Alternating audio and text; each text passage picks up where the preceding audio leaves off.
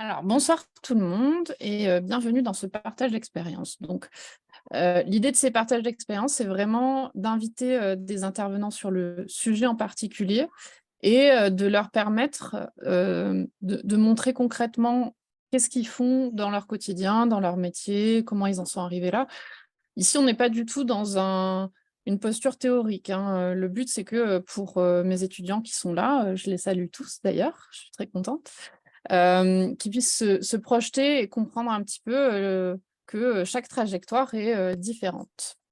Donc, je commence juste par, rappeler les règles de fonctionnement. L'idée, c'est que on va laisser nos 2 intervenants faire, leur présentation et ensuite on pourra, leur poser des questions. Ceci dit, si vous avez des questions qui vous viennent pendant qu'ils parlent, je vous invite à les noter dans le chat. Yasmine ou moi, on se fera porte-parole de vos questions. Donc voilà, n'hésitez pas, ils sont là aussi pour échanger avec vous. Donc maintenant, passons à nos formidables intervenants de ce soir. Donc, d'une part, je vous présente Jean-Charles Tissot, avec qui j'ai eu la chance de faire un petit bout de parcours pendant mes études. Il est consultant CO2 et efficacité énergétique chez EPSA. Alors, Jean-Charles, il fait, pas mal de développement commercial et d'accompagnement des entreprises sur l'efficacité énergétique et la décarbonation.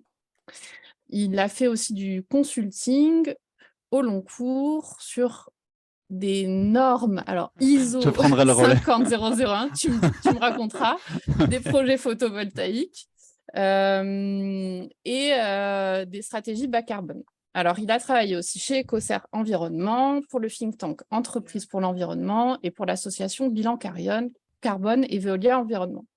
Alors, Carl Pinault, pardon, est enseignant-chercheur en sciences de l'information et de la communication. Il est directeur du Media Design Lab de l'école de design de Nantes-Atlantique. Par ailleurs, il est coprésident des designers éthiques, association de recherche-action sur le numérique et les pratiques de design. Excusez-moi. Alors, moi, j'ai choisi ce soir aussi de faire en sorte que l'on se penche sur les questions de communication verte. Parce que c'est très, très important, je pense, aujourd'hui, dans l'urgence climatique dans laquelle on est, de se rendre compte que la communication a un impact. Donc, sur le papier, c'est quand même quelque chose qu'on réalise assez facilement. Mais sur le numérique, on a quand même parfois plus de mal à visualiser l'impact que ça a. Donc, moi, je voulais juste rappeler quelques chiffres aujourd'hui. Promis, j'en dis pas trop parce que voilà, les chiffres, on en a tout le temps, tout le temps.